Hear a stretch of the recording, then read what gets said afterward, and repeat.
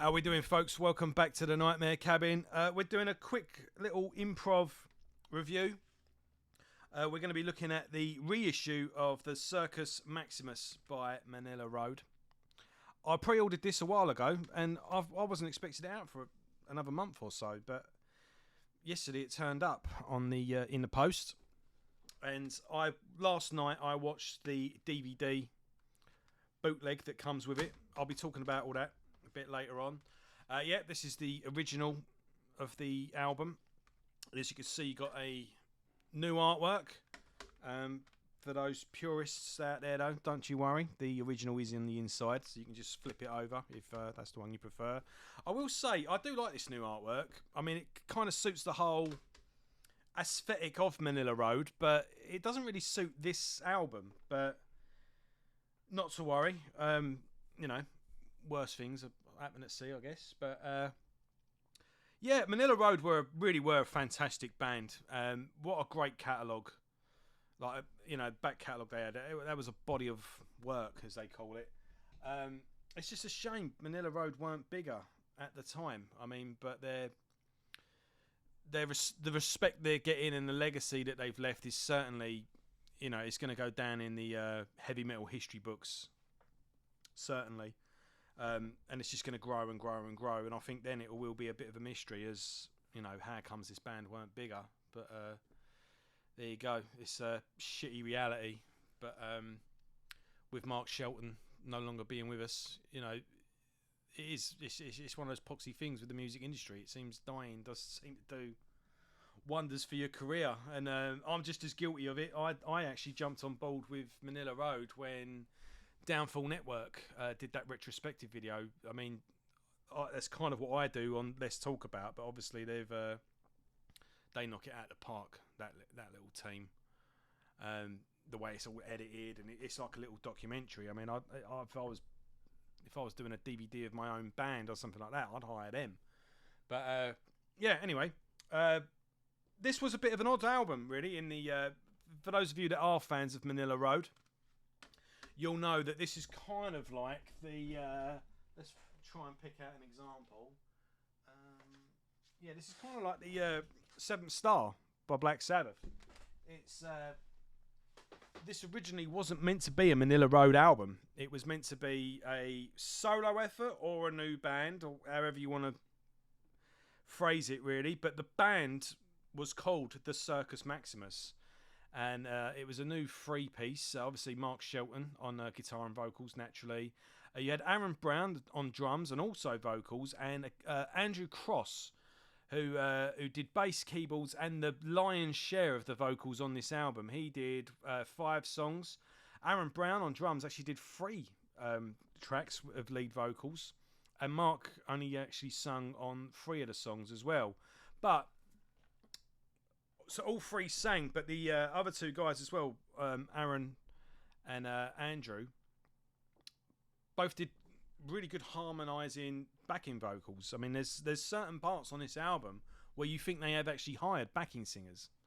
I think we all know that Andrew Cross, the lead vocals he does, is fucking phenomenal on some of these tracks. But I think opening track Throne of Blood is probably, that was probably quite close to what Manilla Road were doing. Obviously, Mark's distinctive vocals. I like the backing vocals on that one as well. That his main melody and the sort of main hook with his vocals could be just as catchy as his riffs at times. Lux Eterna, the second track, I think that song is absolutely fantastic. I mean, it's got a real 80s sort of White Snake ballady type vibe to it. Spider's pretty cool. No Sign From Above is a really good track. I'm trying to think as well. Is it Flesh and Fury? Is that on here? Yeah, that's another really good. The more you listen to it, the more it becomes a bit of an earworm. Songs start getting stuck in your head, and I think although it wasn't originally a Manilla Road album, I think people, when this originally was released, and Manilla Road fans probably would have been pissed off with the album and probably been scratching their heads. But I think with Manilla Road, I think the band split up for a while after this one as well, wasn't it? There was a bit of a gap between this album and the next one. Yeah, this came out in 1992, and then Atlantis Rising came out in 2001.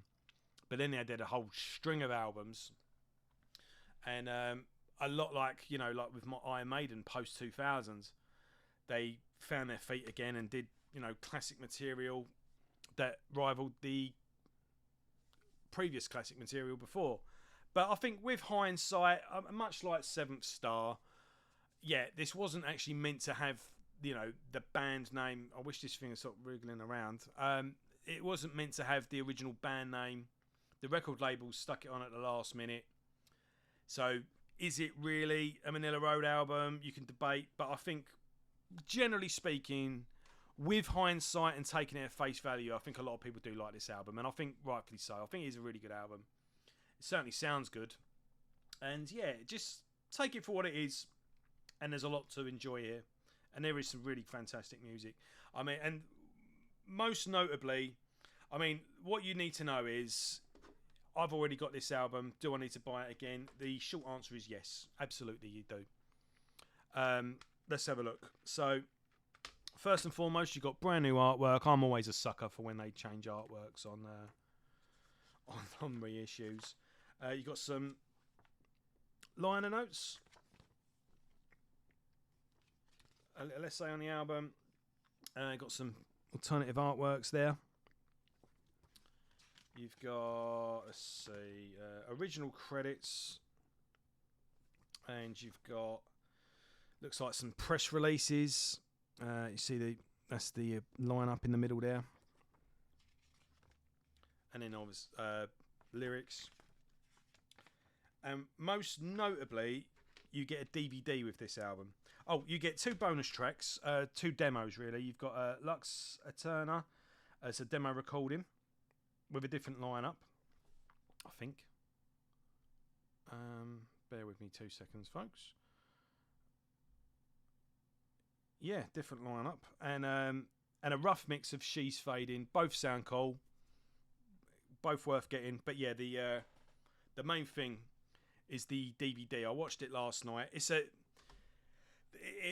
The sound it sounds like it's definitely been touched up audio wise, because it's filmed on a camcorder at the back of the venue. So where the soundboard is, they've got a camcorder and zoom in now and then. It looks alright, don't get me wrong, it looks pretty cool.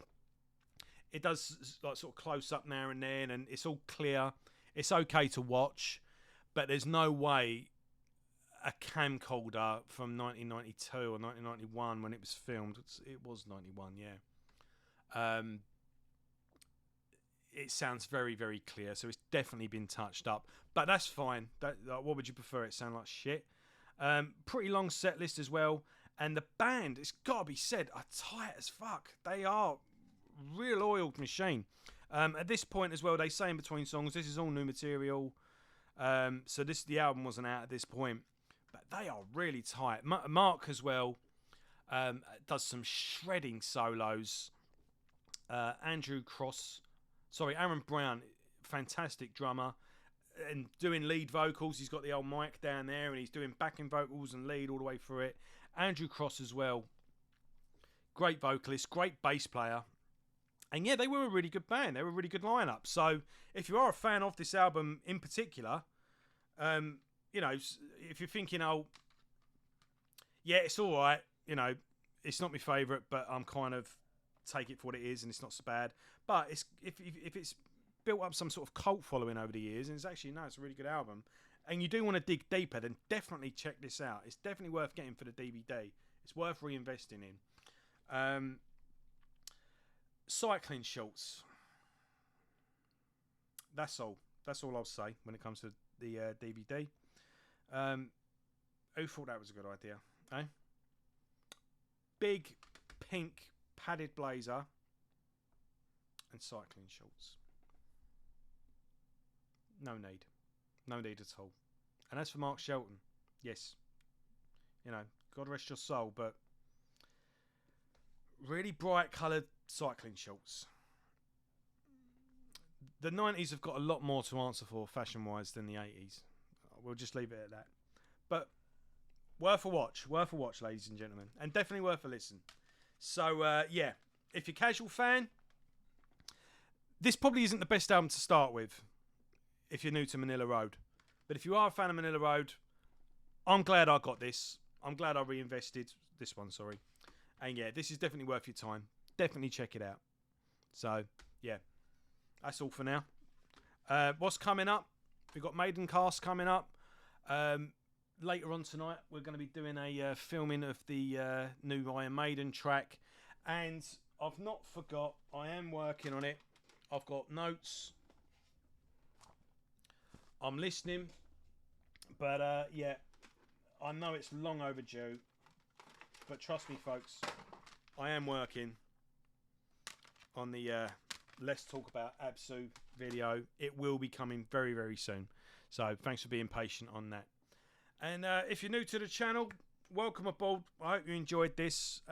Yep, there's loads going on. We've got Maiden Cast, the Iron Maiden podcast, where we review a different album each episode, and we're working our way through the catalogue.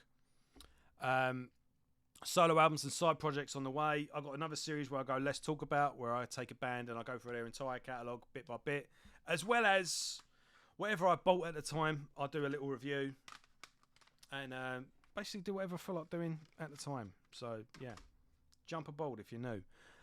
Yeah, Nightmare Cabin. If you could just give us one of them and subscribe, share, tell your mates. And yeah, this is your channel as much as it is mine. So let's talk some metal. And I'll see you all soon. See you, bye.